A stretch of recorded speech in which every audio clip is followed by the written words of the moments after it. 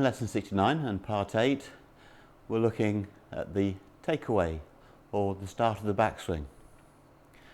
Now there's loads of theories about that and lots of choices, and when it comes to teaching the setup, I can be fairly dogmatic and strongly opinionated about the setup because I think it's just a matter of fact where your best grip, posture and ball position are for any given shot or club. But once we get into the swing motion, which is more abstract, we can't be quite as dogmatic and as bold because there's lots of ways of skinning a cat.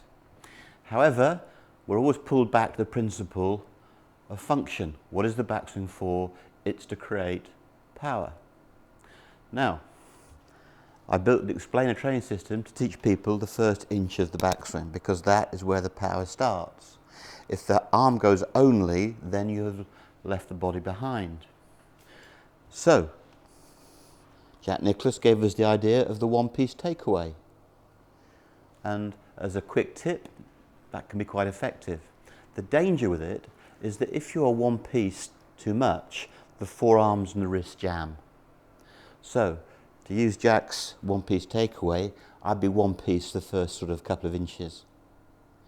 Okay? But as the shoulder turns, the forearms roll and the wrists cock automatically. Now, when you do other activities, like the hammer and the fence post, I don't really think about the takeaway followed by the swing itself. When I play tennis, I don't go into an intermediate backswing and then I make a whole backswing. So I'm not a great lover of having a takeaway thought. Basically, you can cover it with a backswing thought. If there's your address, load the shoulder. Your takeaway is your backswing. Why would you fragment it? The biggest poison, of course, is to say that the club should be in a certain position halfway back. Complete and utter nonsense. Here's half a driver swing. Sorry, here's half an axe swing. Half a driver, half a six, half a wedge. It changes. You can't say that the club head should be there at an intermediate point, because if you do, you're going to have to learn 13 of them, or then 26 or 39, whatever. Okay? So the takeaway and the backswing to me are one and the same. I think I've explained to you that once you set up beautifully, the left shoulder is a 9-inch journey. So let's just watch that. I'll do it face on for you to start off with. The Y shape ignites through the left shoulder.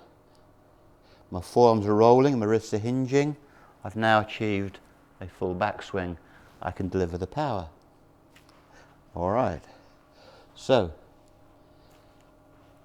my shoulder has a 9-inch journey, inch 1 to inch 9. Don't worry about inches 2 through 8, they're for free.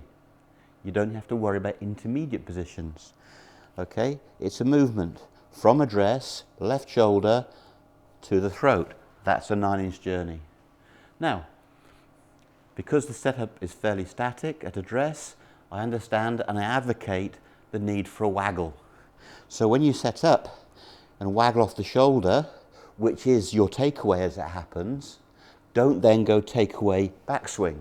Your takeaway is just you getting ready for the backswing. You see it with the snooker player. They draw the cue backwards and forwards, or, you know, the dart player, they feel for it. So when you have your practice waggle, sure, off the shoulder, that is a takeaway waggle, but then go the whole 9 inches, go inch 1 to inch 9. Don't fragment it. All right. So, here's my waggle, but I'm now going to show you the whole backswing. It's one journey, inch 1 to inch 9. So, the title of this piece is Takeaway and Backswing are one and the same. My takeaway is a 9-inch takeaway. That gives me a full swing. So hopefully that's simplified for you. We do need a waggle to go from the static address to the animated backswing, but don't give me a takeaway and a backswing. That's 2 more things to think about. Keep it simple, prepare, one backswing motion to the top, then hit the shot.